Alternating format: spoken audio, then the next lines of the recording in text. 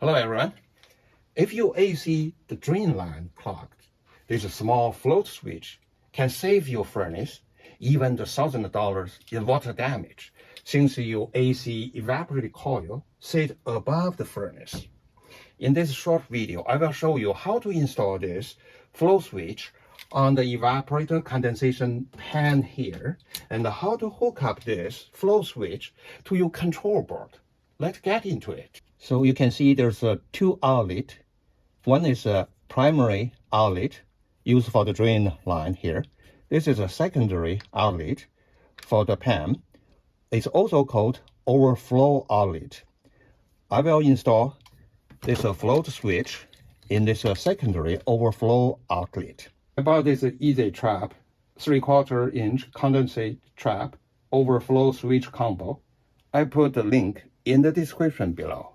Use this long nose plier, take off this plug. If you close look, it's a secondary outlet or overflow outlet a little bit higher than the primary drain outlet. So if your drain line clogs, when the water reaches to the secondary level here, the flow switch will trigger and will cut off the power and shut off the AC system. This is a 3/4 adapter, so I thread in this here. Let me put Teflon tape here. Rub the Teflon tape clockwise when you're facing the part.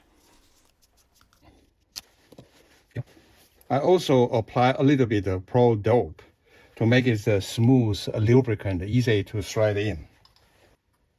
Make sure Pro Dope compatible with a PVC pipe, no corrosion.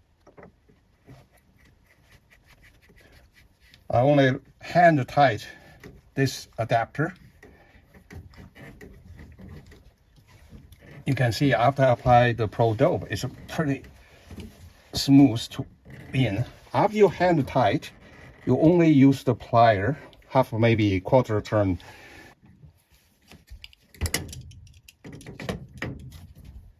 I only have a quarter turn. Don't over tight. You might crack the pan. Okay. Next, I use this PVC cement to glue this float switch base on.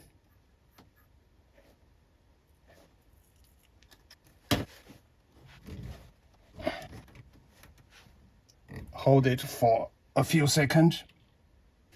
I put this float switch in. Next, I will go route the wire into the furnace control here. Turn off the furnace switch. Do any electrical work, you must turn off the power. Always follow your furnace air handler wiring diagram and the local code. Float switch is normally closed switch, which means under normal condition, the switch closed. Electricity can pass through it. There's two ways to hook up the float switch. One way to hook up to the right wire. The right wire is the 24 voltage AC. Another way to hook up the Y, the yellow wire. The yellow wire is a cooling demand. So I will show you in a minute why I hook up to the Y, the yellow wire. Let me take off the screw here. So there's two yellow wire. One is from the indoor thermostat. The other go out air conditioning contactor coils. You can wire float switch on either yellow wire in series. I prefer wire the yellow wire coming from the indoor thermostat.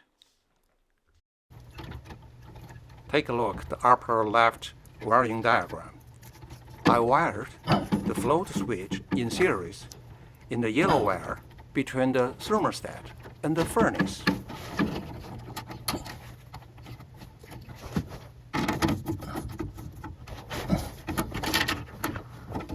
Okay. The advantage to wire to the yellow wire or the cooling demand is if the flow switch activated, they interlock the air conditioning and the condenser. your fan, circulation fan, still running. It will prevent the mold growth during the long absence in a hot summer if your drain line clogs. Now I'm going to test and verify the flow switch. 1 liter from my meter is here, connect to that one end of the flow switch. And this one I go here. You can see it says close. So when I lift up this, the flow switch, they were off. Coming down.